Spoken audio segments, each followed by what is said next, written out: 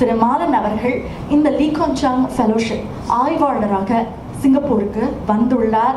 இங்கு அவருடைய ஆய்வை மேற்கொண்டுள்ளார்.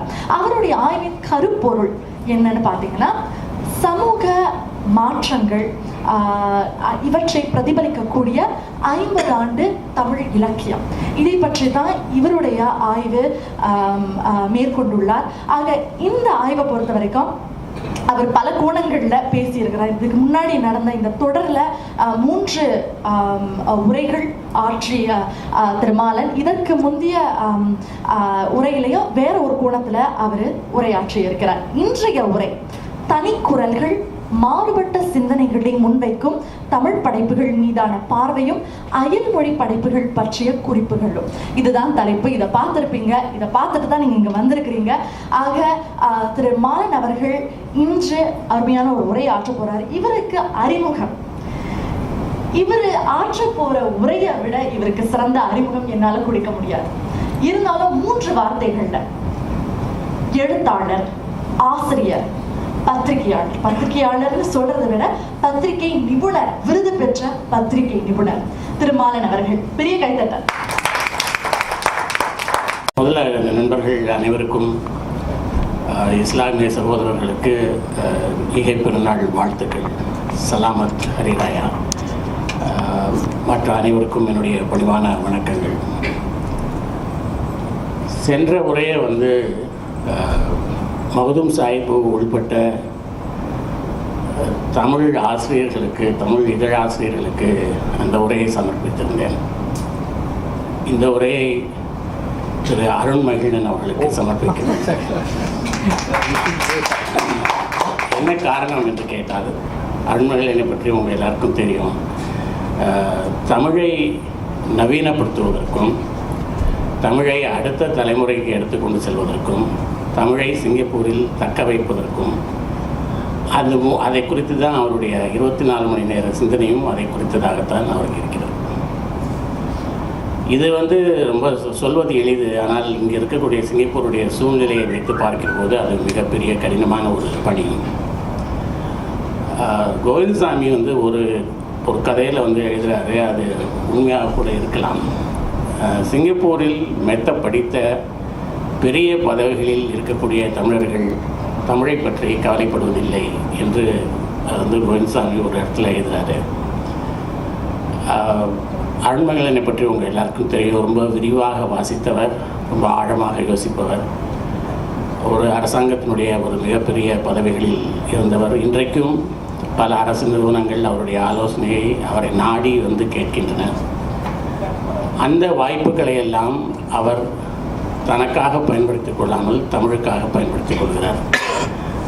அதற்காகத்தான் அவருக்கு நன்றி. இன்னொரு குறிப்பிட்ட காரணம் என்னவென்று சொன்னால், அவருடைய முயற்சியில், அவருடைய முனைப்பில், அவருடைய உழைப்பில் உருவான அந்த சிங்கப்பூர் தமிழ் இலக்கியங்களை டிஜிட்டலைஸ் பண்ணி இங்கே வைத்திருப்பது, நூலகத்தில் வைத்திருப்பது என்னை போன்றவர்களுக்கு மிக மிக மிக உதவியாக இருக்கிறது. ஏதாவது ஒரு புத்தகத்தை பற்றி ஏதாவது ஒன்று பார்க்க வேண்டும் என்று சொன்னால் ஒரு மவுஸ் கிளிக்கில் போய் அதை பார்க்க முடிகிறது.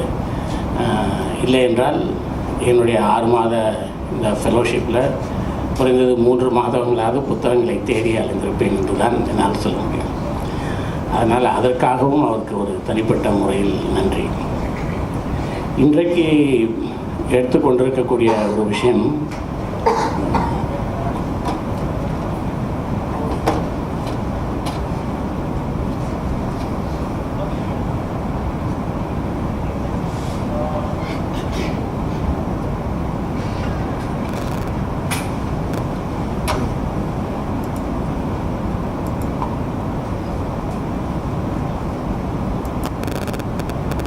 இது அநேகமாக இது என்னவென்று உங்களால் ஊகிக்க முடிகிறதா? இது உங்களுக்கு மட்டும் இல்லை, உலகத்தினுடைய பெரிய நகரங்களில் வாழக்கூடிய எல்லோருக்கும் மிகவும் நன்கு அறிமுகமான, அநேகமாக தினந்தோறும் சந்திக்கிற ஒன்று. இதை இரும்பு குதிரை என்று சொல்வது உண்டு. அதாவது அயன் ஹார்ஸ் என்று அதை சொல்வது உண்டு. அதற்கு காரணம் என்னவென்று சொன்னால், 2008 ஹாங்காங்கில் வந்து ஒரு பெரிய கிளர்ச்சிகள் நடந்தபோது அங்கிருந்த அரசு வீதிகளில் இதை நிறுத்தி அந்த போராட்டங்களை கட்டுப்படுத்துவதற்கு முயற்சித்தது. அப்போது உலகமெங்கும் இருந்த பத்திரிகைகள், குறிப்பாக ஹாங்காங்குங்கும்போது அது ஒரு பிரிட்டிஷ் காலனியாக இருந்ததுனால வந்து ஆங்கில பத்திரிகைகள் இதை பிக் அயர்ன் ஹார்ஸ் என்று அதை குறிப்பிட்டு எழுத ஆரம்பித்தார்கள். இரும்பு குதிரை என்று. இதில் என்ன எதற்காக இதுன்னு கேட்டிங்கன்னா, அதில் மக்கள் வந்து எந்த இடத்தில் நிற்க வேண்டும், எந்த திசையில் செல்ல வேண்டும், எதுவரைக்கும் செல்லலாம், எதை தாண்டி செல்லக்கூடாது, எங்கு நுழையக்கூடாது என்பவற்றை தீர்மானிக்கிற குதிரை இந்த குதிரை. அதை தாண்டி போனால் என்ன என்றால், தாண்டி போனால் நீங்கள் தண்டனைக்குள்ளாக வேண்டியிருக்கும் அல்லது வழக்குகளை சந்திக்க வேண்டியிருக்கும். இது ஃபிசிக்கலாக பார்க்கிற போது, உளவியல் ரீதியில் பார்க்கிற போது இது வந்து ஒரு அதிகாரத்தின் குறியீடு. எங்கள் ஊரில் அதை வந்து ஒளிவு மறைவு இல்லாமல் வெளிப்படையாக கீழே எழுதி வச்சுருப்பாங்க. வந்து இது வந்து ஒரு அதிகாரத்தின் குறியீடு. அப்போது அதிகாரத்தின் குறியீடு என்று பேசுகிற போது அதிகாரங்கள் எங்கிருந்து தோன்றுகின்றன, அவற்றுடைய வேர்கள் எங்கிருக்கின்றன என்று யோசித்து பார்த்தால், நம்ம வந்து ஒரு சமூகமாக வாழ்கிற போது நமக்கு வந்து சில பாதுகாப்புகள் தேவைப்படுகின்றன, சில உத்தரவாதங்கள் தேவைப்படுகின்றன. அதனால் வந்து நாம் சில சமூக நிறுவனங்களை சார்ந்து வாழ்கிறோம், சோஷியல் இன்ஸ்டிடியூஷன்ஸை சார்ந்து வாழ்கிறோம். என்ன அந்த சமூக நிறுவனங்கள் என்று கேட்டால், அரசு, மதம், குடும்பம், திருமணம், அதை தவிர வேறு சில அடையாளங்களையும் நாம் சூடிக்கொண்டு அல்லது சுமந்து கொண்டு வாழ்கிறோம். நம்முடைய இனம், மொழி, நம்முடைய பாலினம், ஆண் அல்லது பெண். ஸோ இவையெல்லாம் என்ன செய்கிறது என்று கேட்டால், நம்ம விரும்புகிற அந்த பாதுகாப்பை, அந்த உத்தரவாதத்தை அவை நமக்கு தருகின்றன. ஆனால் அதே நேரத்தில் அவை நம் மீது சில அதிகாரங்களை செலுத்துகின்றன, அல்லது சில அழுத்தங்களை கொடுக்கின்றன. இந்த அதிகாரங்களை செலுத்துகிற போது அவை வந்து நமக்கென்று ஒரு தனி மனிதனாக யோசிக்கிற போது நமக்கென்று சில தனிப்பட்ட விருப்பங்கள் இருக்கின்றன, தனிப்பட்ட சுதந்திரங்கள் இருக்கின்றன, தனிப்பட்ட உரிமைகளை வந்து நாம் கோருகிறோம். அப்போ இந்த தனி மனிதனுக்கும் இந்த தனி உரிமைக்கும் அதிகாரத்திற்கும் இடையில் எந்தவித முரண்பாடும் இல்லை என்று சொன்னால் பிரச்சனை இல்லை. ஆனால் அந்த தனி மனித உரிமைக்குள் இந்த அதிகாரம் நுழைகிற போது அப்போது ஒரு முரண் ஏற்படுகிறது, ஒரு மோதல் ஏற்படுகிறது.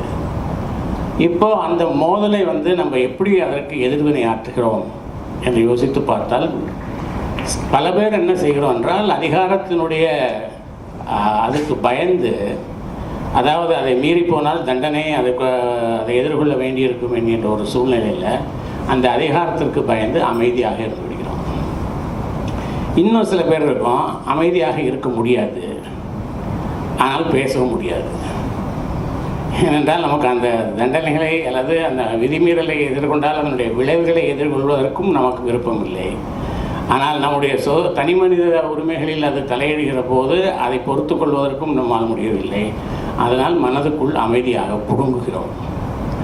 இன்னும் சில பேர் இருக்கிறார்கள், அதிகாரத்தை கேள்வி கேட்கிறார்கள். அதிகாரத்தை கேள்வி கேட்கிறார்கள் என்பதை விட அதிகாரத்தினுடைய வேர்களை கேள்வி கேட்கிறார்கள். எங்கிருந்து அவை முளைக்கின்றன, அந்த சோஷியல் இன்ஸ்டிடியூஷன்ஸ் என்று சொல்கிறோமே, அந்த சமூக நிறுவனங்களை அவர்கள் கேள்வி கேட்கிறார்கள். அப்படி ஒரு சூழ்நிலை, அந்த குரல்கள் சிங்கப்பூர் இலக்கியத்தில் உண்டா?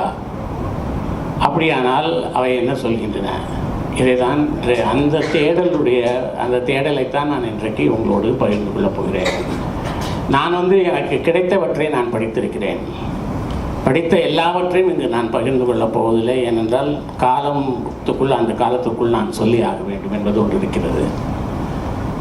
நான் படிக்காதவையும் இருக்கலாம், இதை மீறி நான் படிக்காதவையும் இருக்கலாம். அப்படி இருந்தால் அது உங்களிடமிருந்து அறிந்து கொள்வதற்கும் நான் தயாராக இருக்கிறேன். முதல்ல நினைவுக்கு வரக்கூடிய பெயர் இளங்கோவன். இளங்கோவன் வந்து கிட்டத்தட்ட ஒரு 40 ஆண்டுகளாக எழுதி கொண்டிருக்கிறார். ஆனால் அது அல்ல அவருடைய சிறப்பு. அவருடைய சிறப்பு என்னவென்று சொன்னால், அவர் வழக்கமான சிந்தனைகளிலிருந்து ஒரு மாறுபட்டு சிந்திக்கக்கூடிய ஒரு படைப்பாளி. அதாவது சிங்கப்பூர்லேயே முதல் முறையாக ஒரு புதுக்கவிதையினுடைய தொகுப்பு அவருடைய தொகுப்பு தான் 1979 வந்தது. சிங்கப்பூர் சமூகம் எப்படி இருந்தது, இலக்கிய உலகம் எப்படி இருந்தது என்று கேட்டால் 1990கள் வரைக்கும் கூட புதுக்கவிதைக்கு எதிரான குரல்கள் கேட்டுக்கொண்டிருந்தன. மிக கடுமையான குரல்கள். அதாவது மரபுக்கு கேடு செய்தால் மாறாத சூடு வைப்போம் என்கின்ற அளவிற்கு கடுமையான குரல்கள் கேட்டுக்கொண்டிருந்தது 90களில். ஆனால் அவர் 79லேயே முதல்ல அவருடைய புதுக்கவிதை தொகுப்பு வெளிவந்தது.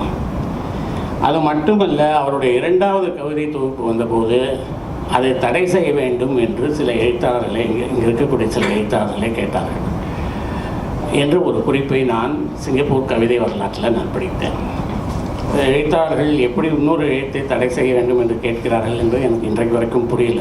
எழுத்துக்கு பதில் இன்னொரு எழுத்து எழுதலாம். அதில் அவர்கள்ட்டையும் ஒரு பேனா இருக்குது, அவர்கள்ட்டையும் ஒரு இது இருக்குது. ஆனால் எழுத்தை தடை செய்ய வேண்டும் என்று அதிகாரிகள் கேட்கலாம், அரசு கேட்கலாம், பத்திரிகை ஆசிரியர்கள் கூட கேட்கலாம். ஆனால் இன்னொரு எழுத்தாளர்கள் எப்படி கேட்கிறார்கள் என்பது எனக்கு இன்றைக்கு வரைக்கும் புரிந்து கொள்ள முடியாத ஒரு புதிர்.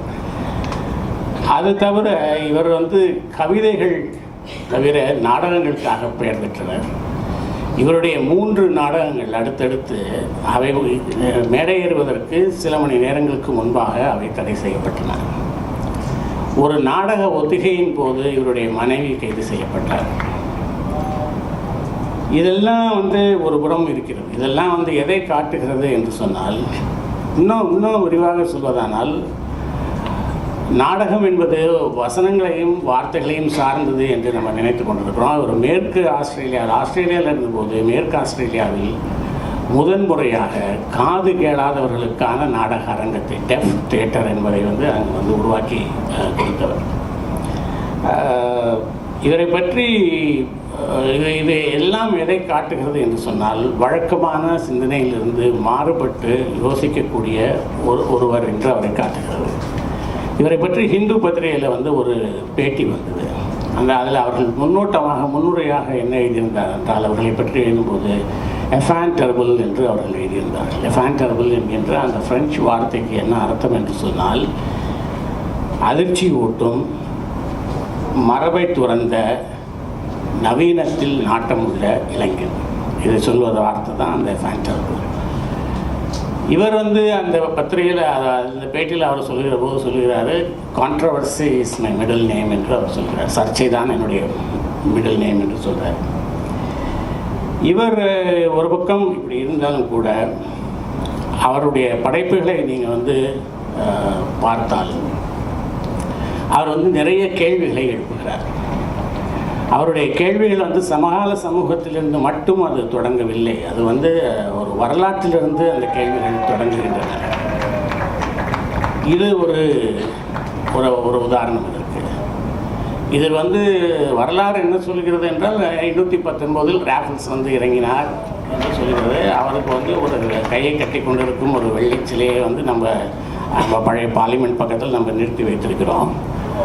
ஆனால் அவர் என்ன கேட்கிறாரு, ராஃபல்ஸுக்கு முன்னால் ஒருத்தன் கால் வைத்தான்ல, ஒரு கருப்பன், அவனை பற்றின தகவல் எங்கே என்று அவர் கேட்கிறார். வரலாறு கூட வெள்ளைக்காரன் என்றால் வாலாட்டும் என்பதை அறிவேன் என்று அந்த கவிதை போகிறது. ஆனால் அவருடைய வரலாற்றை பற்றி பேசுகிற போது அவர் என்ன சொல்கிறார், அவருடைய படைப்புகளை பற்றி அவர் என்ன சொல்லுகிறார் என்று பார்த்தால், my works invoke puritanical fury, explore the moral, social, religious, ethnic and political questions that shape the future of the society, and deal creatively with the dehumanizing realities of the underdogs of the society, whose prescribed behavior and experiences have more depth and complexity than those who are economically and politically comfortable as the status quo. அதாவது அவர் அடித்தளத்தில் இருக்கிறவர்களுடைய அனுபவங்கள், அவர்களுடைய நடவடிக்கைகள், அதை குறித்த ஒரு அறச்சீற்றம்,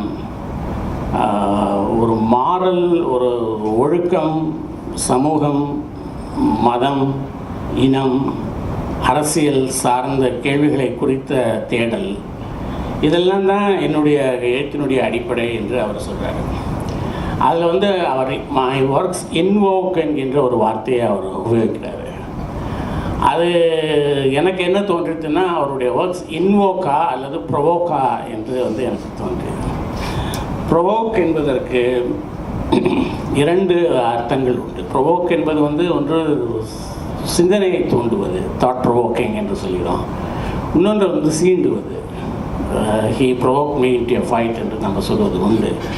அப்போது அது இன்வோக் என்பதை விட ப்ரொவோக் என்பது தான் பொருத்தமாக இருக்கும் என்று எனக்கு தோன்றியது. அவருடைய ஊடாடி என்கின்ற அந்த நாடகம், அந்த நாடகத்தில் அவர் எழுப்பக்கூடிய கேள்வி, அந்த நாடகம் எதை பற்றி பேசுகிறது என்று சொன்னால், பிரிட்டிஷ்காரர்களால் கொத்தடிமைகளாக இங்கு கொண்டு வரப்பட்ட தமிழ் மக்கள், தமிழினம் எப்படி வெவ்வேறு காலங்களில் வெவ்வேறு மனிதர்களால், வெவ்வேறு அமைப்புகளால் தொடர்ந்து சுரண்டப்பட்டு வந்தது என்பதை பற்றி அந்த நாடகம் விவரிக்கிறது. அது வந்து ஆங்கிலேயர்களை பற்றி பேசுகிறது, பிறகு எஜமானங்களை பற்றி பேசுகிறது, பிறகு மதம் சார்ந்த பூஜாரிகளை பற்றி அது பேசுகிறது. அதில் வந்து அவர் யாரையும் விட்டு வைக்கல. அதில் நாராயண பிள்ளையில் ஆரம்பித்து சாரங்கபாணி வரைக்கும் எல்லாரை பற்றிய கேள்விகளும் எல்லாரை பற்றிய விமர்சனங்களும் அதில் தொடர்ந்து அந்த நாடகத்தில் வந்து கொண்டிருக்கிறது. அந்த நாடகம் வந்து எழுப்புகிற முதல் கேள்வி இதுதான், நம்முடைய சுரணையை பற்றின ஒரு கேள்வி. அவங்க வந்து முதுகில் குத்தினாலும் வயிற்றில் அடித்தாலும் அது எனக்கு தெரிஞ்சாலும் அதை கேட்டுக்கிட்டு சிரிச்சுக்கிட்டு குனிஞ்சிக்கிட்டு நான் இருப்பேன் என்கின்ற ஒரு நிலையை வந்து அவர் வந்து அதில் வந்து பேசுகிறார். வந்துட்டு அடுத்து இது எதுக்காக வந்து அதை பண்ணுறார் என்று கேட்டால், கடந்த கால வரலாற்றை சொல்வதன் மூலம் நிகழ்கால வாழ்வின் மீதான ஒரு சிந்தனைகளை எழுப்புகிறார் இளங்கோவன். இது வந்து ஒரு தமிழர்களை பற்றின ஒரு விஷயம்தான். இது நாம் எல்லோரும் எதையோ இழந்து விட்டோம், ஆனால் எதை பறிகொடுத்தோம் என்றுதான் தெரியவில்லை நமக்கு என்கின்ற அந்த உணர்வை பேசுவது தான் அந்த ஊடாடி என்கின்ற நாவல். அது இதற்கான ஒரு தீர்வையும் அவர் வந்து முன்வைக்கிறார். அது எங்களோட முதுகெலும்பு வந்து காணாமல் போய்விட்டது. அந்த முதுகெலும்பு கிடைத்தால் அதை வந்து பயன்படுத்தி கொள்ளலாம் என்று ஒரு சொல்கிற போது, அதனுடைய முதுகெலும்பு எங்கே இருக்கிறது என்று கேட்டால் அவர் சொல்கிறாரு பார்லிமெண்ட். அரசியல் அதிகாரம் பெறுவதன் மூலம் பார்லிமெண்ட் தான் பவர் கொடுக்கும், பவர் கொடுக்குற சீட்டில் உட்கார்ந்தால் தான் எங்கள் முதுகெலும்பே வளர ஆரம்பிக்கும் என்று அவர் சொல்கிறார். அரசியல் அதிகாரம் பெறுவதன் மூலமாக நாம் நம்முடைய நிமிர்வை பெற முடியும் என்று அவர் வந்து ஒரு கருத்தை வந்து அவர் சொல்கிறார். ஆனால் அதில் வந்து ஒரு ஆச்சரியம் என்னவென்று சொன்னால், இளங்கோவனும் பெருநீல பழனிவேலன் என்ற ஒரு எழுத்தாளர், அவரும் ஒரு புள்ளியில் சந்திப்பதற்கான வாய்ப்பே கிடையாது. நீங்கள் அவருடைய புத்தகங்களை, 2 பேருடைய புத்தகங்களையும் படித்தால் உங்களுக்கு தெரியும். பெருநீல பழனிவேலன் வந்து 66இல் ஒரு கவிதை எழுதுகிறார். என்ன எழுதுகிறார் என்று சொன்னால், அரசியல் ஒன்றே நம்மின் அடிமையை தகர்க்க வல்ல திறமைகொள் வழியாம், உண்மை சிறப்பினை உணர்ந்து என்றும் அரசியல் அமைப்பில் ஒன்றி ஆளு நம் உரிமை கொண்டு முரசவின் ஒலியைப் போல முழங்குவோம் உரிமை வாழ்வே என்று எழுதுகிறார். அவரும் ஒரு அரசியல் தீர்வை தான் முன்வைக்கிறார்.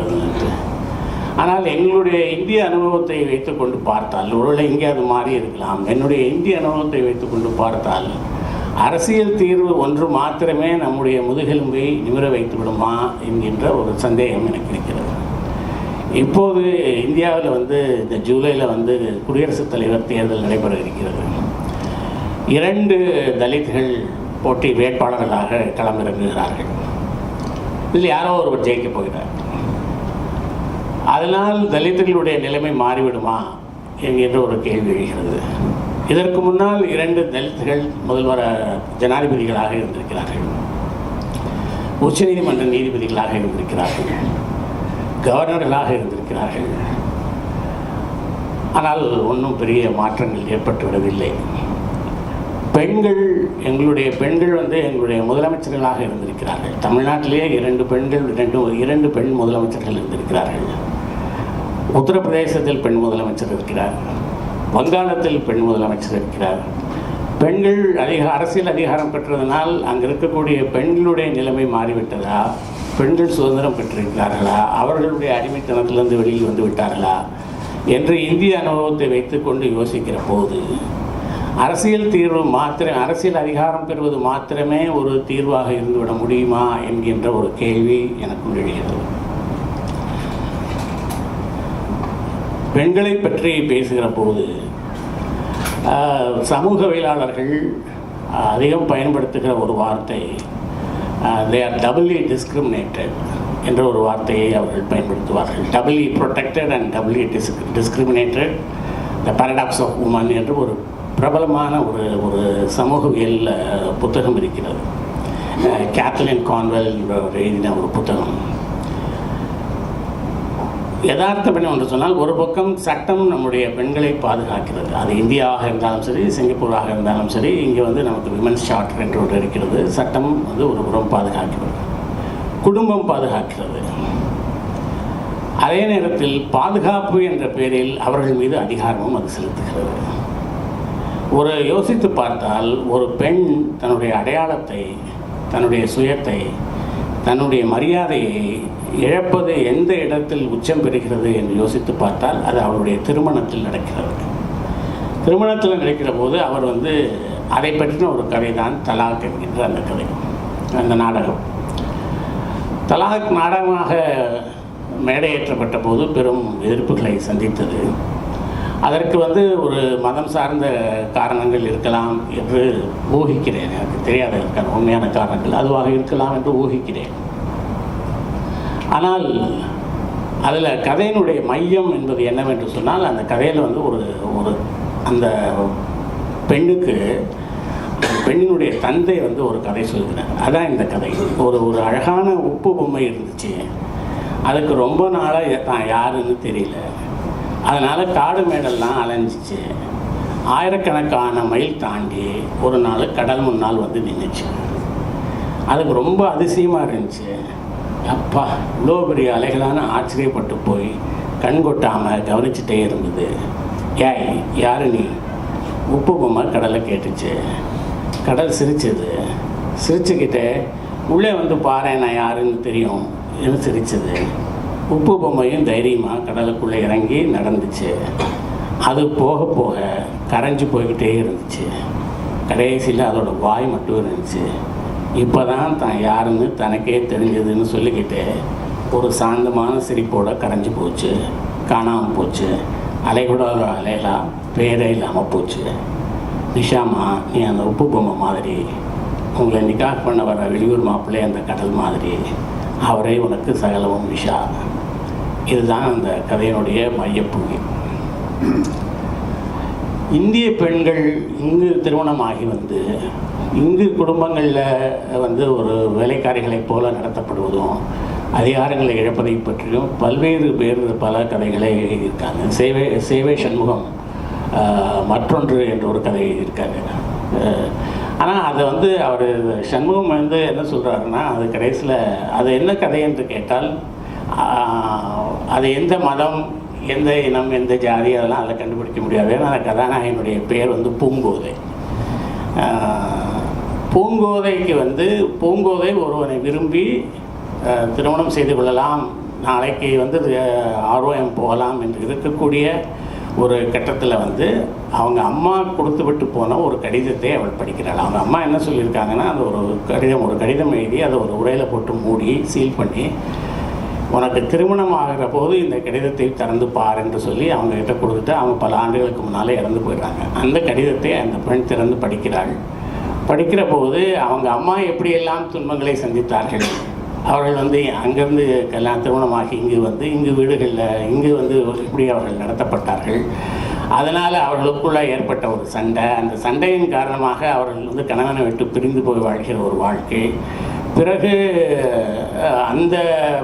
அதையெல்லாம் பற்றி அவர்கள் வந்து விவரித்து கொண்டே வரைய வந்து அந்த கடிதத்தை, நீ திருமணம் செய்வதற்கு முன்னால் இதை யோசி என்று சொல்லி அவங்க முடிக்கிறாங்க. பூங்கோதை அந்த கடிதத்தை படிக்கிறாங்க. அவங்களை திருமணம் செய்து கொள்ளுகிறவன்ட்டு அவங்க வந்து சில கேள்விகளை வந்து அவங்க கேட்குறாங்க.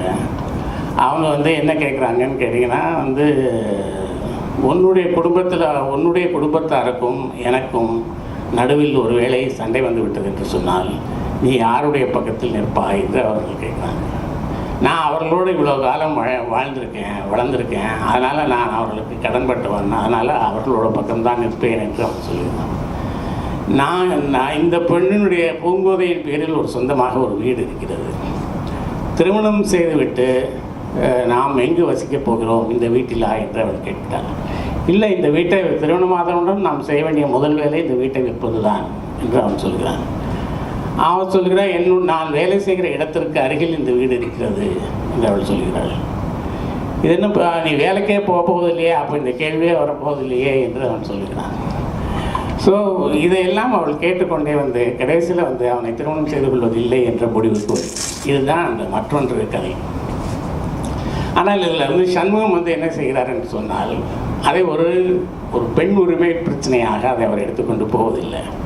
அதை வந்து ஒரு விதி சார்ந்தது, அதை வந்து ஊழ்வினை உறுத்து வந்து ஊட்டும், நமக்கு நடப்பதெல்லாம் ஒரு விதியின்படி தான் நடக்கிறது என்பதை போன்ற கருத்துக்களை அதுக்கு நடுவில் ஒரு திருக்குறள் வைக்கிறார், ஒரு சிலப்பதிகாரத்திலிருந்து ஒரு மேற்கொள் வைக்கிறார் என்பதாகத்தான் அவர் வந்து அதை வந்து எழுதி கொண்டு போகிறார். ஆனால் இளங்கோவன் அதை வந்து அதில் இன்னும் சொல்ல போனால் வார்த்தைகளுக்கு இடையில் இருக்கக்கூடிய மௌனங்களை நாம் புரிந்து கொள்ள முடியுமானால், பிட்வீன் த லைன்ஸ் நம்ம படிக்க முடியுமானால், அது வந்து மதத்தை மாற்றம் அல்ல, அந்த மதத்தின் அடிப்படையில் அமைந்த சட்டங்களையும் கூட அது கேள்வி கேட்பதாக அந்த நாடகம் அமைந்திருக்கிறது என்றுதான் எனக்கு தோன்றுகிறது. இளங்கோவன் இருந்த ஒரு பெரிய ப்ளஸ் அண்ட் மைனஸ் என்னவென்று சொன்னால், இளங்கோவன் நிறைய ஆத்திரப்பட்டு சில வார்த்தைகளை வந்து அவர் பேசுகிறார். அதாவது இளங்கோவனுடைய படைப்புகளில் வந்து ஒரு அறச்சீற்றம், ஒரு கோபம் இருப்பதை வந்து நம்ம பார்க்க முடியும். அதனால் கடுமையான சொற்களை பயன்படுத்துகிறார். இன்னும் சொல்லப்போனால் நாம் ஒரு சமூகமாக கைவிட வேண்டிய வசைமொழிகளை பயன்படுத்துகிறார். அதனால் அது என்ன ஆகிறது என்று கேட்டால் அதனுடைய விளைவு அந்த அவர் எழுதுகிற பொருளை பற்றி விவாதங்களுக்கு இட்டு செல்லாமல் அது வந்து சர்ச்சைகளுக்கு இட்டு செல்கிறது. அப்போது சர்ச்சைகளுக்கு இட்டு செல்கிற போது, அதாவது அதை படிக்கிற போது ஒருவனுக்கு அதை குறித்து சிந்திக்க வேண்டும் என்கின்ற எண்ணம் ஏற்படுவதற்கு பதிலாக அதை குறித்த ஒரு அதிர்ச்சி ஏற்படுகிறது. அந்த அதிர்ச்சி ஏற்படுகிற போது அவன் வந்து வாசகன் வந்து என்ன செய்கிறான்னு கேட்டால் அவனுடைய அந்த பிரதியிலிருந்து விலகி போகக்கூடியவனாக ஆகிறான். அந்த டெக்ஸ்ட்லேருந்து அந்த வார்த்தைகளிலிருந்து அந்நியப்பட்டு விலகி போகக்கூடியவனாக ஆகிறான். அதனுடைய விளைவாக என்ன ஆகுதுன்னா எழுத்தாளன் வந்து தனிமைப்படக்கூடிய ஒரு சூழ்நிலை வருகிறது. இதுதான் வந்து எனக்கு இளங்கோவனுடைய படைப்புகளை படித்த போதும் அந்த படைப்புகளுக்கு ஏற்பட்ட எதிர்வினைகளை படித்த போதும் எனக்கு தோன்றிய ஒரு எண்ணம். அது சரியா தப்பா என்று இருக்கக்கூடிய பெரியவர்கள் தான் அதை வந்து சொல்ல வேண்டும். ஆனால் கோவிந்தசாமி எழுதுகிற போது கோவிந்தசாமியும் சில கேள்விகளை எழுப்புகிறார். ஆனால் கோவிந்தசாமி வந்து கேள்விகளை முன்வைப்பவர் அல்ல. கோவிந்தசாமியுடைய எழுத்துக்களை படிக்கிற போது உங்களுக்கு தெரியும், அவருடைய விவாதங்களை முன்வைக்கக்கூடியவர் அவர் வந்துட்டு. இப்போ வந்து இஸ்லாமிய சமூகத்தை பற்றி அது இளங்கோவனுடைய தலாக் என்றால், கோவிந்தசாமி வந்து இந்து சமூகத்தை பற்றிய வேள்வி என்கின்ற ஒரு நெடுங்கதையை வந்து அவர் எழுதுகிறார். அது என்ன பேசுகிறது என்று சொன்னால், ஒரு 2 கோடி ரூபாய்க்கு மேலே 2 கோடி வெள்ளிக்கு மேலே சொத்து இருக்கக்கூடிய கோவில்கள் சிங்கப்பூரில் இருக்கின்றன. மாதம் 60,000 வெள்ளி வருமானம் வரக்கூடிய கோவில்கள் இருக்கின்றன. ஆனால் இந்த நிறுவனங்கள், இந்த கோவில்கள் தமிழ் மக்களுடைய கல்விக்கு என்ன செய்தன என்ற ஒரு கேள்வியை அவர் எழுப்புகிறார். இவர்கள் ஏதாவது வந்து ஒரு பள்ளிக்கூடத்தை, ஒரு கல்லூரியை வந்து நடத்தியிருக்கிறார்களா, இவ்வளோ பணம் வைத்துக்கொண்டு என்ற ஒரு கேள்வியை அவர் எழுப்புகிறார். அதை வந்து அவருடைய கதையில் அவர் சொல்வது இல்லை. இதை வந்து சீனர்கள் என்ன செய்தார்கள்? சீனர்களும் நம்மை போல இந்த நாட்டிற்கு பிழைக்க வந்தவர்கள் தான். அவர்கள் வந்து கல்விக்கு என்ன செய்தார்கள் என்பதை சுட்டிக்காட்டி தமிழர்கள் என்ன செய்தார்கள் என்கின்ற ஒரு விவாதத்தை அவர் முன்வைக்கிறார். இதில் வந்து கோவிந்தசாமியினுடைய இந்த வாதம் வரலாற்று ரீதியாக யோசித்து பார்க்கிற போது சரியா என்கின்ற ஒரு கேள்வி எனக்கு எழுந்தது. என்ன எழுந்தது என்று சொன்னால், நாராயணப்பிள்ளை வந்து முதலாக நாராயணப்பிள்ளை உங்கள் எல்லாருக்கும் தெரியும், அவர் தான் வந்து முதல் தமிழ் வியாபாரி. அவர் வந்து அவரை பற்றி ஒரு ஒரு நூல் இருக்கிறது. அதாவது என்ன நூல் என்று சொன்னால், பேட்டர்சன் என்கிற ஒருத்தர் வந்து the people of early Singapore என்று ஒரு ஆங்கிலத்தில் ஒரு நூல் எழுதியிருக்கிறார். நிறைய பேரை பற்றி எழுதினது. ஹெரால்ட் ஃப்ராங்க் பீட்டர்சன் என்பது அவருடைய பெயர். அவர் நாராயண பிள்ளையை பற்றி எழுதுகிற போது அவர் என்ன சொல்கிறார் என்றால், நாராயண பிள்ளை உங்களுக்கு தெரியும், அதை பற்றி நானே கூட ஒரு கதையை எழுதினேன். வியாபாரம் செய்கிறார், தீ விபத்து ஏற்படுகிறது, கடன் படுகிறார், நொடித்து போகிறார், அதிலிருந்து மீண்டும் எழுந்து வருகிறார். அதற்கு அவர் தான் இங்கே இருக்கக்கூடிய மாதிரி, he helped with the building of a temple and a Hindu institute where young Indian boys could be educated என்று நாராயண பிள்ளையை பற்றி எழுதுகிற போது பியர்சன் வந்து எழுதுகிறார். எனவே வரலாற்று ரீதியாக அதற்கான முயற்சிகள் ஏதோ நடந்திருக்கிறது. அது வந்து முற்றிலும் தமிழர்கள் அப்படி இருந்தார்கள் என்று குற்றம் சாட்டிவிட முடியுமா என்று எனக்கு தெரியல. ஆனால் அதற்கான முயற்சிகள் ஒரு காலத்தில் நடந்திருக்கிறது. இன்னொரு கேள்வியும் அந்த வேள்வியில் அவர் எழுதுகிறார். சரி, இருக்கிறவங்களுக்கு தான் நீங்கள் ஒன்றும் பண்ணலை, இருக்கிறவங்களுக்கு நீங்கள் படிப்பு சொல்லிக் கொடுப்பதற்கு எந்த முயற்சியும் எடுத்துக்கல, செத்து போனவனுக்கு ஏதாவது பண்ணியிருக்கிறீர்களா என்று அவர் கேட்கிறார். அனாதை பணங்களாக சாகிறவர்களை ஒரு மரியாதையோடு அடக்கம் செய்வது நம்முடைய கடமை இல்லையா? அதை வந்து இந்த இந்த போன்ற கோயில்கள் போன்ற அமைப்புகள் செய்ய வேண்டாமா என்று அவர் கேட்கிறார். அது வந்து ஒரு காலத்தில், அதுவும் இங்கே ஒரு காலத்தில் வரலாற்றில் பார்க்கிற போது ஒரு காலத்தில் இங்கே நடந்திருக்கிறது. இந்த கோட்டையக்கார கோவிந்தசாமி என்கிற ஒருவர் வந்து அதை தொடர்ந்து செய்து வந்திருக்கிறார். அவருக்கு பின்னால் அது நடக்காமல் போயிருக்கிறது. ஸோ இதை வந்து நீங்கள் படிக்கிற போது, கோவிந்தசாமி படிக்கிற போது உங்களுக்கு அவர் சர்ச்சைகளுக்குள்ளே நீங்கள் போக மாட்டீங்க. நீங்கள் வந்து அவரை இதை குறித்து யோசிக்க ஆரம்பிப்பீர்கள். அங்கே தான் வந்து இளங்கோவனும் கோவிந்தசாமியும் எப்படி வேறுபடுகிறார்கள், எப்படி வந்து கோவிந்தசாமியால் ஒரு தாக்கம் ஏற்படுத்த முடிகிறது, எப்படி இளங்கோவன் அந்நியப்பட்டு போகிறார் என்றால் அங்கே தான் அதனுடைய சூட்சமம் என்பது அங்கே தான் இருக்கிறது. மிக முக்கியமான ஒரு கேள்வியை கோவிந்தசாமி எழுப்புகிறார். அவருடைய விவாதங்கள், அவருடைய கதைகள் வந்து இது வந்து தேடி என்கின்ற ஒரு கதையில் வரக்கூடிய ஒரு வரிகள். இந்த கதையை வந்து கோவிந்தசாமி வந்து 1980களில் வந்து எழுதுகிறார். 1974 சிங்கப்பூரில் இருந்த ஒரு பெரும் தலைவர் மறைந்து போகிறார். தமிழர்களுடைய ஒரு பெரும் தலைவராக இருந்தவர் மறைந்து போகிறார். கடந்த 6 ஆண்டுகளாக சிங்கப்பூர் தமிழர்கள் வாழ்வை இருள் கவி கொண்டுள்ளது என்று அந்த கதையில் வந்து ஒரு வரி இருக்கிறது. அதனால் அந்த தலைவரை பற்றி தான் அவர் பேசுகிறார் என்பதை வந்து என்னால் புரிந்து கொள்ள முடிகிறது. இது 1980 வந்து இந்த கதையை எழுதுகிறார். இன்னொரு குறிப்பும் கூட அந்த கதையில் இருக்கிறது. யாரை நாம் தலைவர்களின் சீடர்கள் என்று எண்ணியிருந்தோமோ அவர்களெல்லாம் நம் கனவுகளை பொய்யாக்கிவிட்டனர்.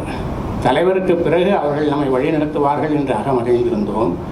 ஆனால் அவர்கள் அரசாங்கத்தில் பெரிய பதவிகளுக்கு போன பிறகு நம்மை அடியோடு மறந்து விட்டனர். இந்த 6 ஆண்டுகளுக்கு பிறகு என்பதும், அவருடைய சீடர்கள் அரசாங்கத்தில் பதவிக்கு போனதற்கு பிறகு நம்மை மறந்து விட்டார்கள் என்று சொல்வதும், அந்த தலைவர் யார் என்பதை என்னால் ஊகித்துக் கொள்ள முடிகிறது. இங்கே இருக்கிற பல பேராலையும் அதை ஊகித்துக் கொள்ள முடியும். அது ஒன்று ஒரு பெரிய கஷ்டமான ஒரு விஷயம் இல்லை. ஆனால் 1980 எழுதப்பட்ட இந்த கதையை அவர் கோவிந்தசாமி உடனடியாக பிரசுரிக்க முடியல, பிரசுரத்துக்கு அனுப்பலை. கிட்டத்தட்ட அது வந்து அதற்கு பிறகு மலேசியாவில் இருக்கக்கூடிய ஒரு நயனம் என்கின்ற இதழில் பல ஆண்டுகளுக்கு பிறகு, கிட்டத்தட்ட ஒரு 8 ஆண்டுகளுக்கு பிறகு அந்த கதை வந்து அங்கே வந்து பிரசுரமாகிறது. அப்போ இது எனக்கு என்ன ஒரு கேள்வியை எழுப்பினது என்று சொன்னால், சமூகத்தின் மீது வைக்கப்படுகிற ஒரு விமர்சனத்தை நம் தமிழ் சமூகம் எப்படி எதிர்கொள்கிறது, அதற்கு என்ன இடம் கொடுக்கிறது, அதற்கு இங்கே இடம் இருக்கிறதா என்ற கேள்விகளை அது எழுப்புகிறது. இந்த கதையை வந்து அவர் ஏன் மலேசியாவில் போய் பிரசுரம் பண்ணணும், அதுவும் 8 ஆண்டுகளுக்கு பிறகு ஏன் பிரசுரம் பண்ணணும் என்கின்ற ஒரு கேள்வி வந்து எழுவதை என்னால் வந்து தவிர்க்க முடியல. இது வந்து என்னன்னு கேட்டிங்கன்னா, கலைக்கும் அதிகாரத்திற்கும் இடையேயான ஒரு மோதல். அதாவது சமூகம் வைக்கக்கூடிய அழுத்தம், கலையின் மீது சமூகம் வைக்கக்கூடிய அழுத்தம், அதனால் கலைக்கும் சமூகத்துக்கும் ஏற்படக்கூடிய ஒரு மோதல் அல்லது ஒரு நெருக்கடி என்று தான் வந்து நான் பார்க்குறேன். இந்த இடத்துல வந்து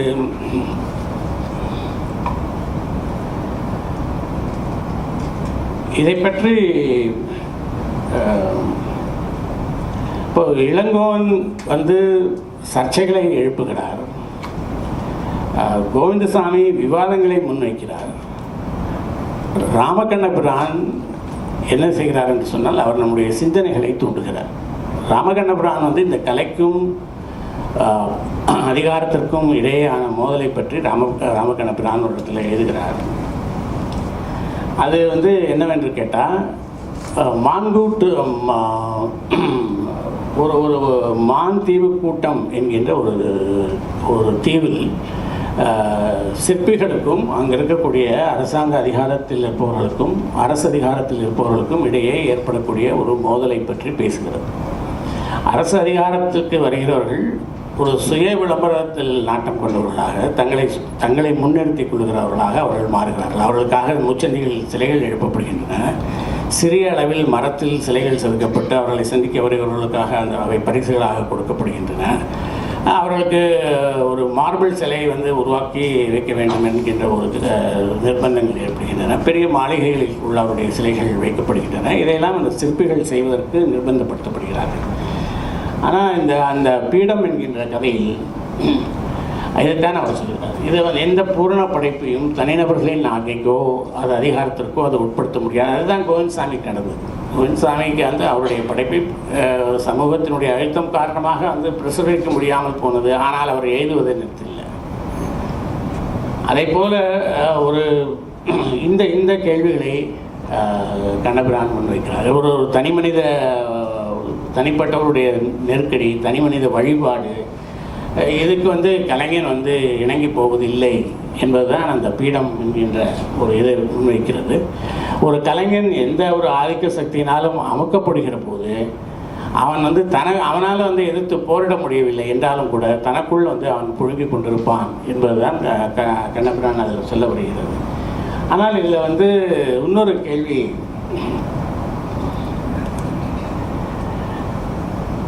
அதாவது சட்டங்களை வைத்து கலையினுடைய ஊற்றுக்கண்களை அடைத்து விட முடியாது. ஆனால் படைப்பாளியை விலை கொடுத்து வாங்க முடியுமா என்கின்ற ஒரு கேள்வி வருகிறது. அப்போது அதைத்தான் அந்த பீடம் கதையில் கண்ணபிரான் வந்து அவர்கள் எழுப்புகிறார். இந்த கேள்வி வந்துட்டு அதிகாரத்திற்கு தங்களுடைய கொள்கைகளை திணித்து அதற்கு எதிராக திமிரியவர்களை ஒருப்பது என்பது எத்தனை காலத்திற்கு நடக்க முடியும் என்ற ஒரு கேள்வியை வந்து அவர் எழுப்புகிறார். இதை படித்த போது எனக்கு என்ன தோன்றினா, இந்த கலைஞனை விலைக்கு வாங்க முடியுமா என்கின்ற கேள்வியை பற்றி யோசித்த போது அந்த இதை கொஞ்சம் டிஸ்ட்ரிபியூட் பண்ண முடியுமா?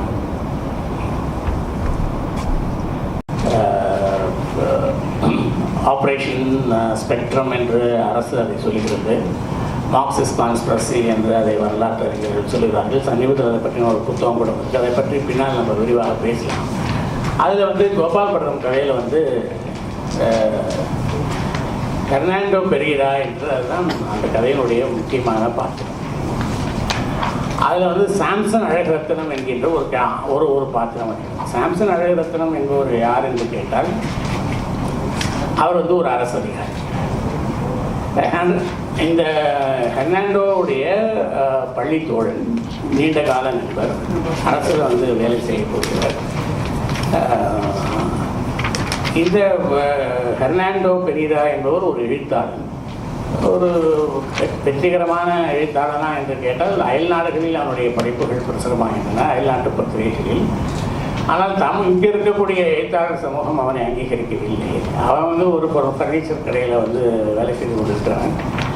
அவர்களை அந்த பெர்னாண்டோ அந்த பெரீராவை வந்து சாம்சன் அழகரத்னம் சந்திக்கிற போது நடக்கிற ஒரு உரையாடல் இருக்கிறது. அதை எனக்கு ஒரு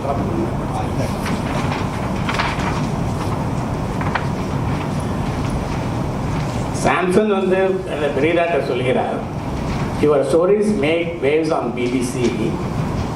You group into anthologies of Asian writing, yet back in home really you are Mr. Unknown. My ministry people don't get a chance to look at your work or advise you about it. The first time we see your stuff is when it is published in some foreign magazine. we are here to guide her, and her not parents, we are here to guide her, to help you get your thoughts into proper social context. Now, hear this and hear good. You quit this. Our furniture retail வேலை செய்கிறாரு. You quit this, then get in and get in good with us. அரசாங்கத்துக்கு வந்ததுன்னு சொல்கிறார். Get in and get in good with us. Recognition by the Writers Guild, good paid jobs from the ministry and something, an optional extra at the university. No problem, man. You can lecture in creative writing, prose style. All this plus, you know, what? We will help out with any little problem that stops the flow of creative juices. He grinned coyly. You need a flat, Shyam. We find one. Girlfriend needs a job. Alaka kasam. She is situated. So, அதிகாரம் ஒரு படைப்பாளியை விலைக்கு வாங்க முடியுமா என்பதை பற்றி கோபால் பரதம் எழுதிய கதையிலிருந்து ஒரு பகுதி. அதை வாய்ப்பு கிடைத்தால் அதை நீங்கள் எல்லாரும் படிக்கணும் அந்த நாவலில் இருந்துட்டு. சரி, இது வந்து கண்ணபுரான் வந்து ரொம்ப ஜாக்கிரதையாக அதனுடைய முன்னுரையில் வந்து அவர் என்ன இதை வந்து கண்ணபுரான் அந்த ஃப்ரீடம் என்கின்ற கதையை அவர் அமெரிக்காவில் அயோவாவுக்கு போயிருந்தபோது அங்கே எழுதப்பட்ட ஒரு கதை. அங்கே கலிஃபோர்னியாவில் போய் ஒரு ஆர்டிஸ்ட் வில்லேஜை பார்க்குறாரு. அப்போ தோன்றின பொறியினால் எழுதப்பட்ட கதை. அது ரொம்ப ஜாக்கிரதையாக அவர் வந்து என்ன சொல்கிறாரு, இது வந்து ஒரு கிழக்கு ஐரோப்பிய நாடுகளில் நடக்கக்கூடிய கதை என்று அவர் சொல்கிறாரு. அந்த மாதிரி இருக்கலாம்னு. ஆனால் கதைக்கு நடுவில் சில குறிப்புகள் இருக்குது. அதை படித்தபோது அது கிழக்கு ஐரோப்பாவில் தான் நடக்கிறதா அல்லது நமக்கு தெரிந்து வேற ஒரு இடத்தில் நடக்கிறதா என்று எனக்கு ஒரு கேள்வி வந்து அந்த குறிப்புகளை கொடுத்துருக்கேன். நீங்களே பார்த்து முடிவு செய்து கொள்ளலாம். அந்த அந்த நாடு, அந்த மான்கூட்டு தீவம், மாந்தீவு கூட்டம், அவர்கள் விரும்பினால் தென்கிழக்கு மண்டல அமைப்பில் இருக்கலாம், இல்லாவிட்டால் குடவோலை வாக்கெடுப்பின் மூலம் மெய்ப்பித்து ஒரு தனி பிராந்தியமாக பிரிந்து செல்லலாம். அது ஒரு குறிப்பு. இன்னொரு குறிப்பு, பெண்டு பிள்ளைகளோடு பல ஆண்டுகளாய் நிலையாய் ஒரு இடத்தில் வாழ்ந்த கலைஞர்கள் ஒரு தேசத்திலேயே இன்னொரு இடத்தில் குடிபெயர்க்கப்பட்டு புதிய குடியேறிகளாக நடத்தப்பட்ட போது மனநிலை பாதிப்புற்றினார். இது இன்னொரு குறிப்பு. இன்னொரு குறிப்பு, தமக்கு முன்பின் அறிமுகம் இல்லாத ஒருவருக்கு தம்மை பற்றி இத்தனை விவரங்கள் தெரிகின்றனவே என்று வியப்புற்றார். ஆனால் மறுவினாடி ஜனங்களின் கருத்து கணிப்பு என்ற போர்வையிலும் ஒற்றாடல் என்ற கண்காணிப்பிலும் ஏகநாதரின் கண்காணிப்பு இயந்திரம் எல்லா மனிதர்களின் விவரங்களையும் திரட்டி வைத்துள்ளதே என்ற எண்ணம் படிச்சிட்டதும் அவருடைய வியப்பு நீடிக்கவில்லை. இது வந்து நம்பிட்டோம் சார், இது வந்து கிழக்கு ஐரோப்பாவில் தான் எங்கேயோ நடக்கிறது என்பதை நம்பிட்டோம். நமக்கு பரிச்சயமான ஒரு இடமாக இது இருந்தாலும் கூட என்று நீங்கள் சொல்கிறதுனால ஒரு ஆத்தருக்கு அந்த ரைட் உண்டுங்கிறதுனால அதை ஏற்றுக்கொண்டு விட்டோம். கோபால பரதத்தினுடைய அதாவது நமக்கு என்ன கேள்வி வருகிறது என்று சொன்னால், அதாவது எனக்கு என்ன கேள்வி வந்தது என்று சொன்னால், சிங்கப்பூரில் ஜனநாயகம் எப்படி இருக்கிறது அல்லது எப்படி இருப்பதாக நாம் புரிந்து கொண்டிருக்கிறோம். இது வந்து ஒரு இந்தியனால் தவிர்க்க முடியாத வந்து ஒரு கேள்வி. ஏன்னா நாங்கள் வந்து எங்கள் ஊரில் வந்து எங்களுடைய தனி மனித உரிமைகள் வந்து எமர்ஜென்சி என்ற ஒரு சூழ்நிலையில் பறிக்கப்பட்ட போது நேரு குடும்பத்தை சார்ந்த இந்திரா காந்தியே வந்து அவருடைய சொந்த மாநிலத்திலேயே அவருடைய சொந்த ஊர்லேயே தோற்கடித்து அவரை பிரதமர் பதவியிலிருந்து தூக்கி எறிந்தவர்கள் நாங்கள். அதனால் வந்து எங்களுக்கு ஜனநாயகம்னு நாங்கள் புரிஞ்சிட்டு இருக்கிறது வேற. இங்கே வந்து ஜனநாயகம் என்பது எப்படி புரிந்து கொள்ளப்பட்டிருக்கிறது என்ற இலக்கியத்தில் தெரிய போது துரைராஜ் என்பவர் எழுதிய அந்த கலாச்சார மரபணுக்கள் என்கின்ற கவிதையில் படித்தது. அவர் வந்து மூடி ஜனநாயகம் என்பது ஒரு மூடி வைத்த கெட்டிலில் கொதிக்கிற தண்ணீர், அரசு என்பது தான் அந்த கெட்டில், கொதிக்கிற தண்ணீர் தான் மக்களுடைய சுதந்திர தாகம் என்று சொல்லி கொண்டு போய் கடைசியில் சிங்கப்பூர் ஜனநாயக அரசு அந்த கெட்டில் மூடியை அவ்வப்போது அகற்றும் போது சுதந்திர ஆவி தண்ணீரின் கொதிப்பை தணிக்கும். கெட்டில் மூடி அகற்றப்பட்டதற்கான சுவடே தெரியாது என்று அவர் வந்து எழுதுகிறார். இதில் எனக்கு அடிப்படையாக ஒரு கேள்வி இருக்குது. அதாவது கெட்டிலினுடைய வேலை தண்ணீரை கொதிக்க வைப்பது, சரிதானே? நான் புரிஞ்சுட்டு இருக்குது. அப்போ வந்து கொதிக்கிற தண்ணீர் தான் மக்களின் சுதந்திர தாகம் என்று சொன்னால் ஒரு திறமையாக செயல்படக்கூடிய கெட்டில் அந்த கொதிப்பை அதிகப்படுத்தும். அதாவது சுதந்திர தாகத்தை அதிகப்படுத்தும். சரியா நான் புரிஞ்சுக்கிறது? அப்போ வந்து சிங்கப்பூர் அரசு வந்து அப்போ சுதந்திர தாகத்தை அதிகப்படுத்துகிறது. ஒரு நல்ல அரசு என்பது சுதந்திர தாகத்தை அதிகப்படுத்துமா அல்லது சுதந்திர தாகத்தை குறைக்குமா? ஆனால் கவிதைகளை இப்படி பிளந்து பார்க்கக்கூடாது. ஏன்னா வந்து சார்ல்ஸ் பேபேஜ்னு எல்லாருக்கும் தெரியும், கணினித்துறையினுடைய தந்தை. பைரன் வந்து ஒரு கவிதை எழுதினார். உலகத்தில் ஒரு உயிர் விடைபெறுகிற போது ஒரு உயிர் தோன்றுகிறது என்று ஒரு வரி வருகிற போல ஒரு ஆறுதல் சொல்வதை போல ஒரு கவிதை எழுதினார். உடனே சார்ல்ஸ் பேபேஜ் அவருக்கு ஒரு லெட்டர் எழுதினார். நீங்கள் சொல்வது சரியாக இருக்க முடியாது, நீங்கள் சொல்வது சரியாக இருக்குமானால் உலகத்தினுடைய ஜனத்தொகை எல்லா காலங்களிலும் ஒரே மாதிரியாக இருந்திருக்க வேண்டும், ஆனால் ஒரே மாதிரியாக இல்லை, அதனால் நீங்கள் சொல்வது தவறு என்று அவர் சொன்னார். அதாவது லாஜிக்கும் கவிதையும் வேறு உதாரணங்கள், இதை வந்து அதில் வைத்து பார்த்தால் வேறு விதமான விடைகள் தான் வந்து நமக்கு கிடைக்கக்கூடும். ஆனால் இந்த கவிதையை விட்டுவிட்டு இன்னொரு கவிதையை பார்த்தால், இது லதாவுடைய கவிதை. இதில் வந்து இந்த கவிதையை வந்து நீங்கள் வந்து ஒரு முதல் வாசிப்பில் புரிந்துவிட முடியாது. இந்த கவிதையை வந்து ஏதோ சொல்ல முயற்சிக்கிறது, ஆனால் என்ன சொல்கிறது இந்த கேள்வி நமக்கு வரும். அதனால் அதை வந்து நம்ம மீண்டும் மீண்டும் படிக்க தோன்றும். லதாவின் கவிதைகளை பற்றி நுஃப்மான் என்கின்ற இலங்கை கவிஞர் எழுதுகிற போது அவர் சொல்லுகிறாரு, லதாவின் கவிதைகள் வாசகர்களின் பங்கு பற்றலையும் நுண்மதியையும் அதிகம் வேண்டி நிற்பவை, ஏமாற்றும் எளிமைக்குள் மர்மங்களை துடைத்து வைத்திருக்கும் கவிதைகள் என்று அவர் எழுதினார். லதா எழுதிய கவிதைகளில் நேரடியான அரசியல் கவிதைகள் குறைவு, எனினும் அவருடைய பெரும்பாலான கவிதைகளில் ஒரு நுண் அரசியல் இழையோடுவதை காணலாம் என்று நுஃப்மான் வந்து எழுதினார். இதில் வந்து அந்த கொடியில் பிறையாய் நட்சத்திரங்களாய் ஜனநாயக தோள்கள் என்று சொன்னால், அந்த கவிதைகளை மாத்திரம் தடை செய்கிறோம். கடந்த காலத்தின் கரகோஷங்களை காப்பாற்ற கவிதைகளை மாத்திரம் தடை செய்கிறோம் என்கிற அந்த வரிகளை படிக்கிற போது எனக்கு ஏதோ புரிந்த மாதிரி இருந்தது. அநேகமாக உங்களுக்கும் புரிந்திருக்கும் என்று நினைக்கிறேன். அது ஏன்னா அதை பற்றி விரிவாக பேசலாம். அது வந்து கவிதைகள் வந்து ஊடகமாக இருப்பது வந்து தவிர்க்க முடியாது. நான் எங்கள் ஊரில் எமர்ஜென்சி இருந்தபோது நான் வந்து ஒரு கவிதை எழுதினேன். அது வந்து எங்களுடைய எமர்ஜென்சியை விமர்சிக்கிற ஒரு கவிதை. அந்த கவிதையை வந்து பிரசுரம் பண்ண முடியாது, ஏனென்றால் அப்போ வந்து தணிக்கை இருந்தது, சென்சர்ஷிப் இருந்தது. அதை கொண்டு போய் காண்பித்து அதை அவர்கள் அனுமதித்ததுக்கு பிறகு தான் பதிப்பிக்க முடியும். அதனால் நாங்கள் வந்து நான் அதை ரொம்ப ஒரு ஊடகமாக அதை ஒரு கவிதை எழுதினேன். அதில் செய்தித்தாள் மதுவை உண்டு பிழைத்தது தேசம் என்று வயிற்றிலே சொன்னார், வயிற்றிலே மனதை வைத்து என்று அந்த கவிதையில் ஒரு வரி வரும்போது வந்து அது அரசாங்கத்துக்கு புரியல. ஆனால் அதை படித்த கவிஞர்களுக்கு புரிந்தது. கவிஞர்கள் வந்து என்கிட்ட நாங்கள் சோத்துக்காக எழுதுகிறோம் கவிதைன்னு என்னோட சண்டைக்கு வந்தவர்களும் உண்டு. அந்த கவிதை மொழிபெயர்க்கப்பட்டு பிறகு ஆங்கிலத்தில் மொழிபெயர்க்கப்பட்டு அது வந்து ஒரு அமெரிக்க பேராசிரியரால் அவருடைய புரோட்டஸ் போயட்ரி என்கின்ற ஒரு ஆந்தாலஜியில் அந்த கவிதையை சேர்த்தார். எதுக்கு சொல்கிறேன் என்று சொன்னால், தனிக்கே இருக்கிற ஒரு சமூகத்தில் கவிஞன் சுதந்திரமாக எழுத முடியாது, வார்த்தைகள் புலப்பூடகமாகத்தான் எழுத முடியும் என்று நம்ம நினைத்து கொண்டிருக்கிறோம். ஆனால் இது கூட உங்ககிட்ட இருக்கு நினைக்கிறேன்.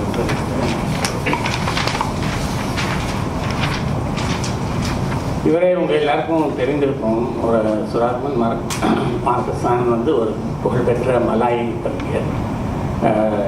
அவர் வந்து ஒரு கவிதை எழுதுகிறார். அவருடைய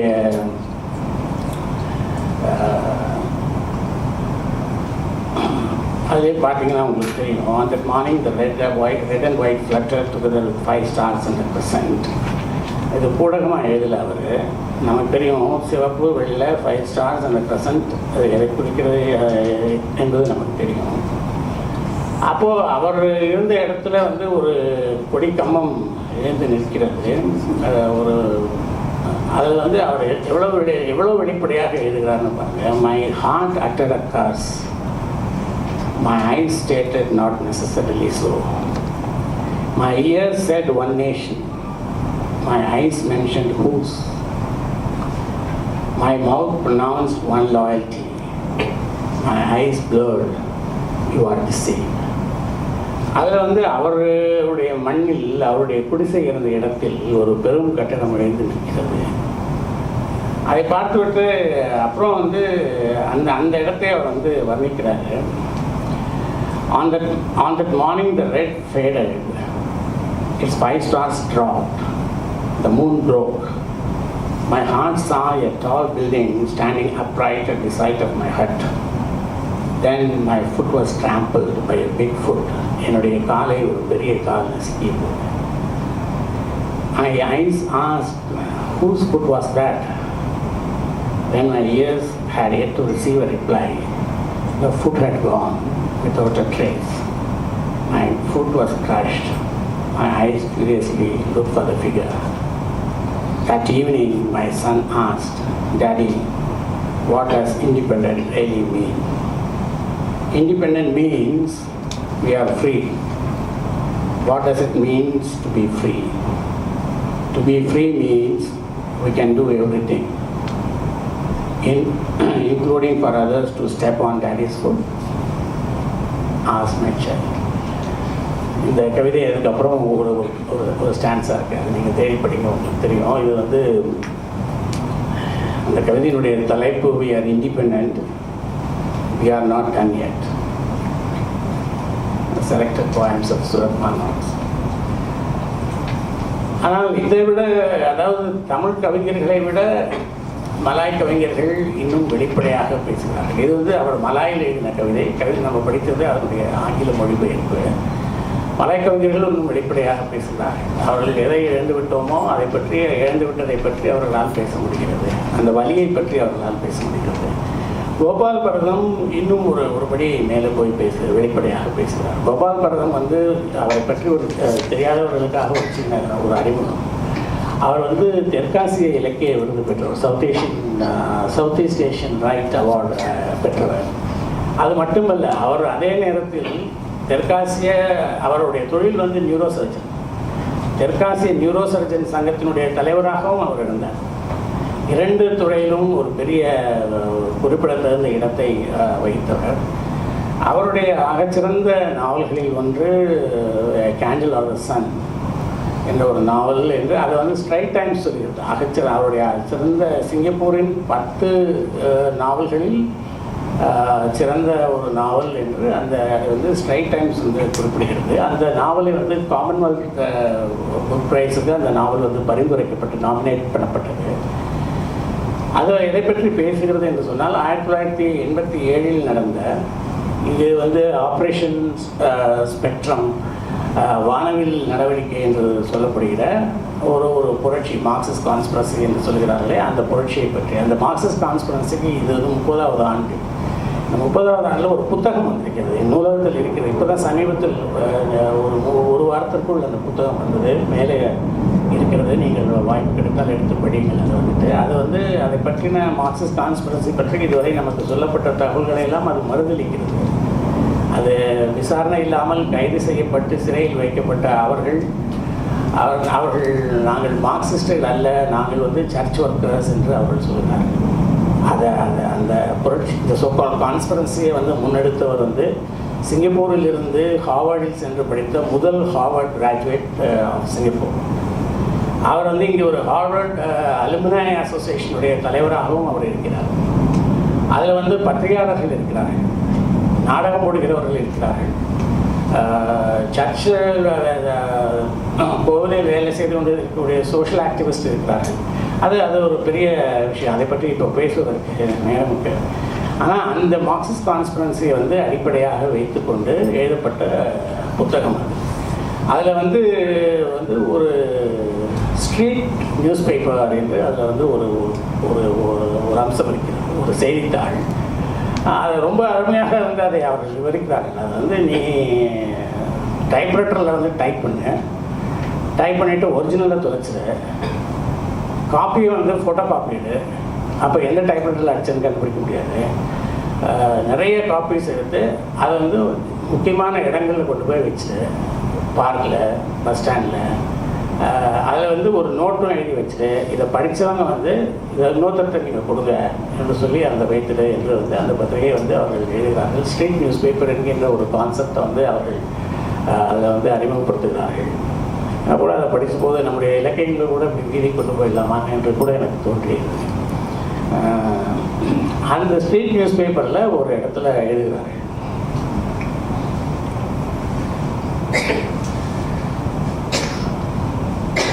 you are unhappy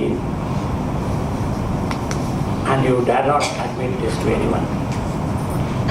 Certainly not to your masters in the government. After all, you have no right to be unhappy.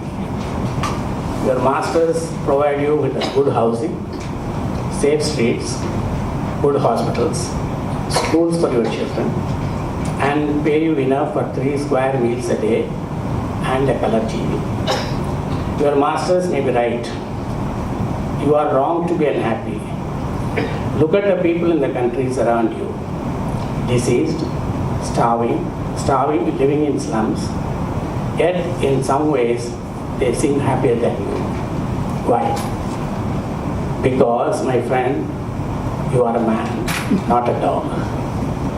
And men must be free to talk, to write, to contact other men, to organize themselves into groups. Groups they choose themselves, not groups ordinated by the masters.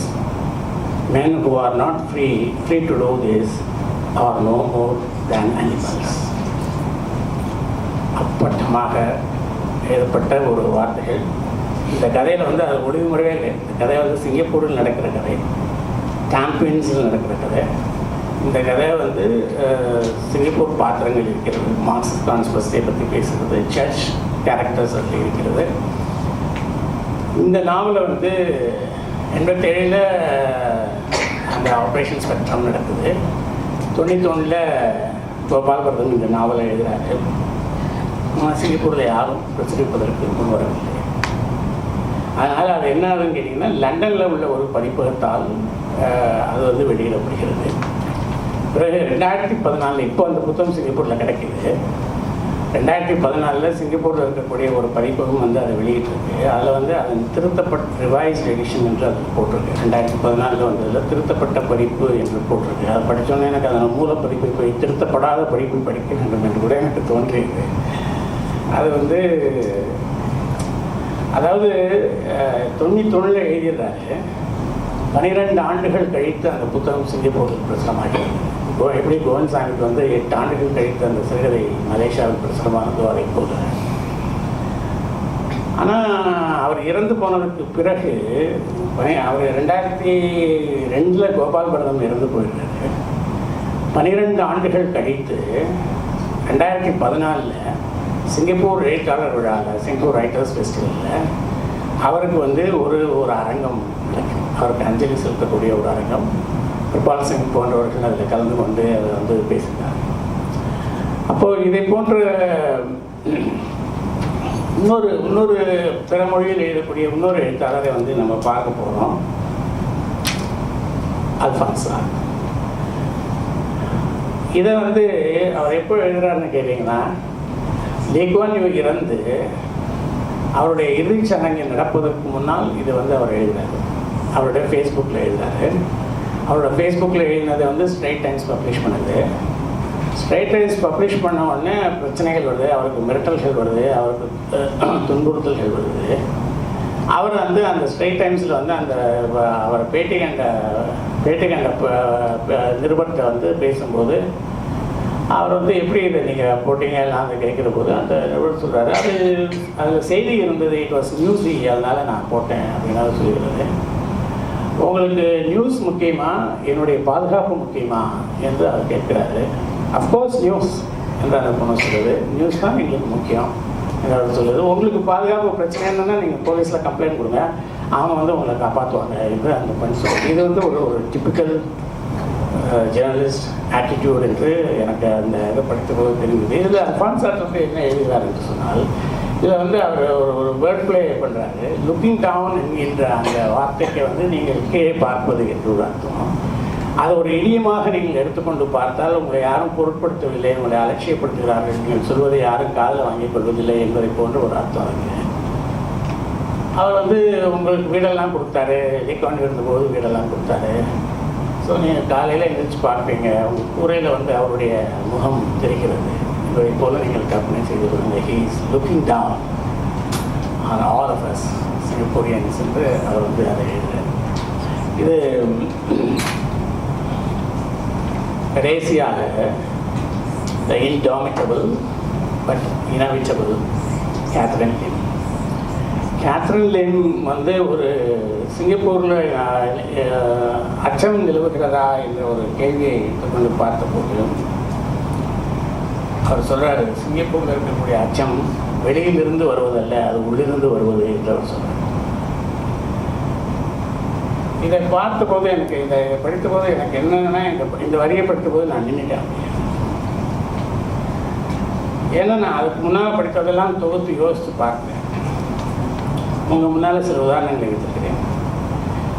Elangovan, Govindasamy, Kannapiran, Latha, Suratkumar மார்க்கசன், Gopal Bharathan, அல்ஃபியான்சா, இவ்வளோ பேரை நம்ம பார்த்தோம். ஆகிய அனைவரும் அரசால் வழங்கப்படும் இலக்கிய விருதுகளை பெற்றவர்கள் அல்லது அரசால் விருதுகளுக்கு பரிந்துரைக்கப்பட்டவர்கள். சிலர் அரசியல் அல்லது அரசு ஆதரவு பெற்ற நிறுவனங்களில் பணியாற்றியவர்கள். சுரத்குமார் மார்க்கசன் ஒரு அரசில் வந்து கல்வித்துறை அதிகாரியாக இருக்கிறவர். இளங்கோவன் என்ஐசியில் வேலை செய்கிறவர். அவர்களில் சிலரது நூல்கள் அரசு ஆதரவு பெற்ற நிறுவனங்களின் உதவியோடு அல்லது அந்த நிறுவனங்களாலேயே வெளியிடப்பட்டவை. இப்போது அரசை விமர்சிக்கக்கூடிய, அதிகாரத்தை விமர்சிக்கக்கூடிய எழுத்தாளர்களுக்கு விருதுகள் கிடைக்கின்றன, விருதுகளுக்கு பரிந்துரைக்கப்படுகிறார்கள், அரசின் பணத்தில் அவருடைய புத்தகங்கள் பதிப்பிக்கப்படுகின்றன. ஆனால் நம்முடைய தமிழ் எழுத்தாளர்கள் அவருடைய அரைச்சீற்றம் என்பது ஒரு அரைச்சீற்றமாக, அதாவது அறைக்குள் நடக்கக்கூடிய சீற்றமாக கூட இல்லை அல்லது பாதி சீற்றமாக கூட இல்லை என்று எடுத்துக்கொண்டால் அது ஏன் இப்படி இருக்கிறது என்ற அந்த கேள்வி வந்தபோது ஒருவேளை கேத்ரின் லிம் சொல்வது சரிதானோ, அச்சம் என்பது உள்ளிருந்து வருகிறதோ என்ற ஒரு கேள்வி வந்தது. நான் பார்த்த இரும்பு குதிரைகள் எல்லாம் குதிரைகள் தானா, அல்லது என்னுடைய கற்பனையா, அல்லது மாணிக்க வாசகரை போல யாராவது அதை நிறைய பெரியாக்கின மாதிரி அது மாதிரி ஏதாவது ஒரு மாற்றமா என்ற கேள்விகள் எனக்கு எழுந்தன. அந்த கேள்விகளை உங்கள் முன்னால் வைக்கிறேன். விடை காண வேண்டியது உங்களுடைய வேலை. நன்றி.